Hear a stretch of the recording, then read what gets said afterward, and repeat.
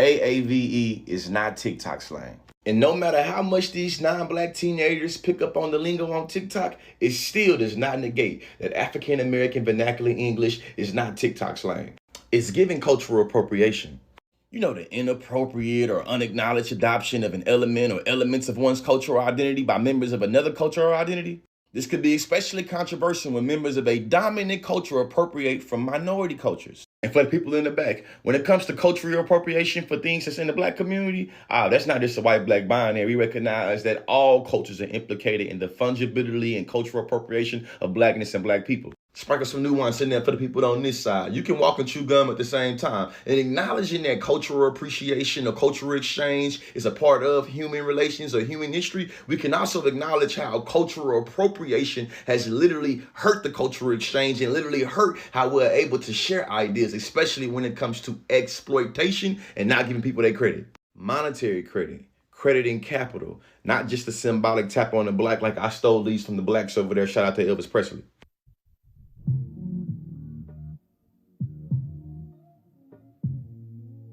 Hey everyone, what is up? What is good? My name is Renay. I'm an author and writer, so make sure you go check out my book, Makeup Only Looks Ugly When You Cry. It's on Amazon. Today's video was actually suggested from one of my supporters on Instagram, which is the gentrification of AAVE, aka African American Vernacular English, which has now turned into, generally speaking, Gen Z slang.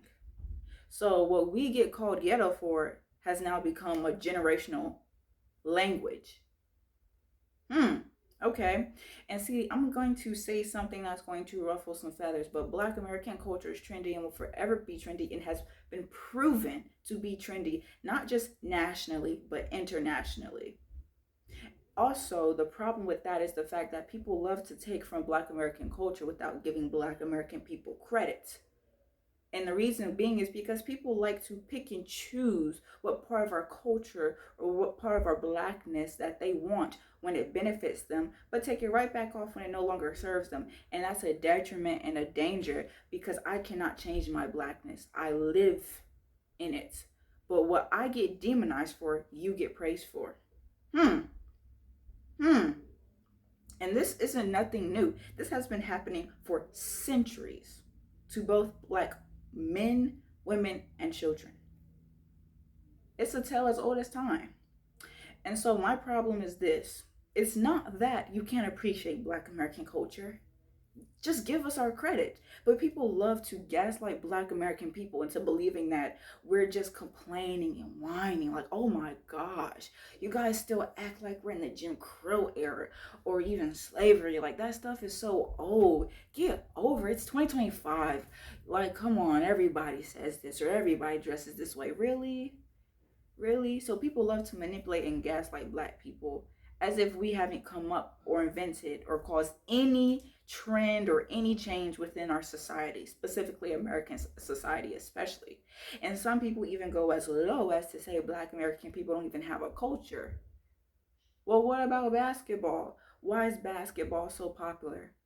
Why is hip hop and rap so popular? Why is social media the way that it is?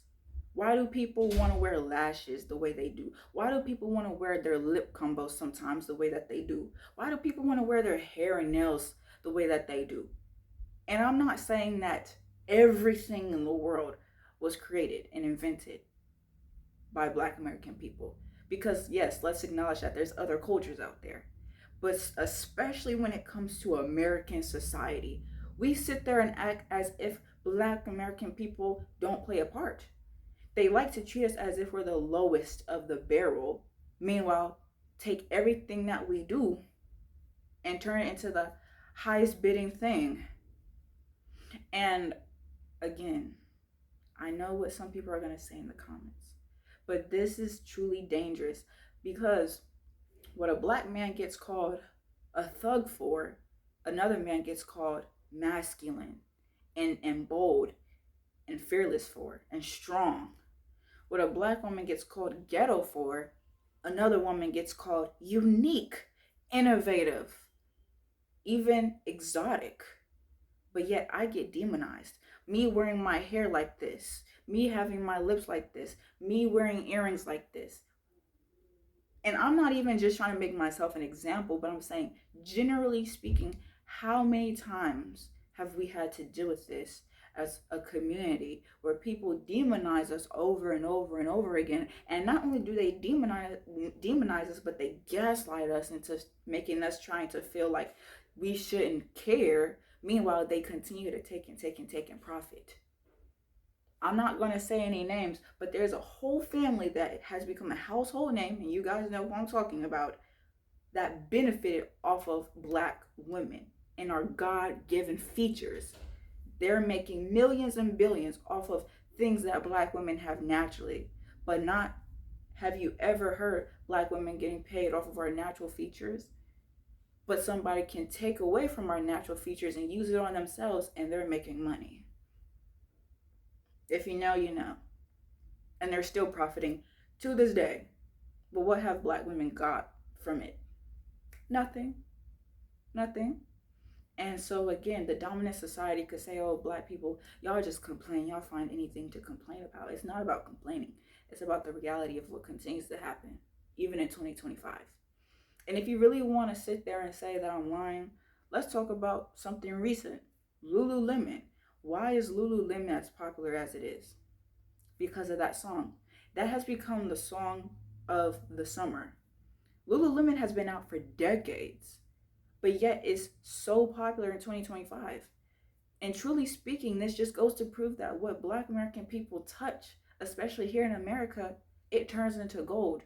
But again, we get called ghetto, we get called this, we get called that. But yet we make brands what they are. We make restaurants or music what they are, and entertainment what they are sometimes. And that's not, again, to take away, but it's just like, give us our credit. Every other culture wants credit for what they have contributed to. Don't you think Black American people want the same thing? And so let's go into the whole slang thing. Again, as I'm continuing to prove my point, Gen Z slang is, now this whole thing where in reality it's just AAVE, African American Vernacular English.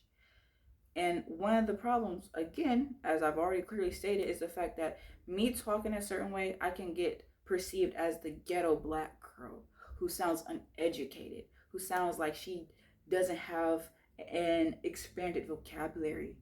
But yet, let a non-Black person talk that way, they sound cool. They sound a certain way that wouldn't get demonized. Why is that? Why is that? And why do we act like this new Gen Z slang hasn't come from the Black American community? Where else has it come from? Where do terms like twin come from? My ball, sharking. These are just some very current words. Where are these terms coming from? I want to know. If somebody can prove me wrong, tell me, where is it coming from? Pinpoint where it's coming from. Because I know. Some of y'all know. But who's going to be honest and finally admit? The line dances. All these things, the music. Who's making it popular? Who's making it trendy? Who's making Lululemon trendy? Why do people want to wear Lululemon all of a sudden? It didn't just happen out of thin air. We all know the song. But again, nobody ever wants to give us our credit because we are looked at as irrelevant, even though everything we do has always and will forever be relevant. And this, again, goes back into time, not even 100 years ago. Even during slavery, Black American people just try to make it, and I need to say this because this is very important. In history, especially when you go to school and you learn about the slave trade and slavery, they just make it seem like Black people, they were just picking cotton and they just had to deal with some things. But no, let's really talk about the truth. But Black people have been great, unalived, hanged, beaten, tortured, disfigured, treated as literal, worse than animals. The cows would get better treatment the dogs, rocks, trees, anything other than black people, especially during that time, would get treated better than we as human beings. But despite all those trials and tribulations, black people still thrived. And what they won't tell you is the inventions that black people have come up with, such as the traffic light, such as something as innocent as water guns. All these inventions that black people have created, despite all our trials and tribulations, we created and invented and innovated so many things. But again, nobody will teach you that because they want you to feel like black people were just a bunch of cotton pickers. And all they dealt was all we did was deal with a bunch of racism without contributing to anything else. And I'm going to say something that's going to, again, ruffle some feathers, but black Americans in this country, we made America what it was. All the big houses that Massa and them used to live in, who do you think built them? Who do you think built them? When it came to the technology that was relevant at the time, who do you think made that? When it came to the different sciences and things, who do you think contributed to it? The medicine, who do you think contributed to it? Black people weren't just picking cotton and that was it. No, black people were doing a lot when it came to food, technology, medicine, science, math, etc. Black people contributed to all of that. But they just want you to feel like we were just a bunch of cotton pickers and that we contributed nothing to society. And the reason being is because a lot of the dominant society took from black American people. They took from us. Because during those times we didn't have any control, we didn't have any power, we didn't have the same voice that we have now. There was no such thing as social media. There was no such thing as all these other things where you can get information. There are so many great black inventors and scientists and people that you'll never know the name of who created so much. But especially given the fact that we weren't considered human during those times, there was no such thing as having the opportunity to trademark or copyright. So things could just get stolen from us like it was nothing. And that's why today a lot of people think the way they do about black people. But the dominant society, they know that's the thing. They know where a lot of this stuff comes from, but they don't want us to know. They want us to just keep things under wrap and stay ignorant. And that's the truth of the matter. So this is bigger than just slang. This is the fact that for years and years on end, black people and what we have created and what we have done has just gotten ran over by gentrification, while at the same time we get demonized for it. Everybody else, they're looked at as cool when they do it, but we're looked at as ghetto or unhinged or whatever the case may be. So again, this is bigger than just the slang. This is a societal, but specifically an American society issue. And that's the truth of the matter. Now, I'm going to wrap up this video by just saying that black, white, and alike, educate yourselves. Educate yourselves.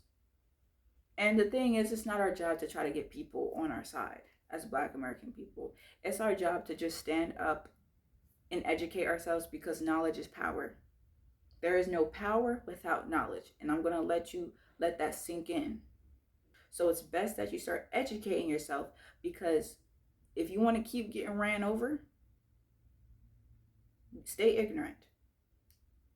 But if you want to gain some power, become knowledgeable, become wiser, and know your history. Everybody else knows about the history. Every other culture and community knows about our history. Black people, we need to do the same. If you want things to change, start learning. Take the time to learn. Because as long as you stay ignorant, truly, you can't fight against nothing because you don't know nothing. Even now, I have to continue to educate myself because there's so much that I still need to know. So with that being said, peace and love to you guys as always. Again, thank you to my supporter who suggested this video. Peace and love, and I hope to see you guys in my next video.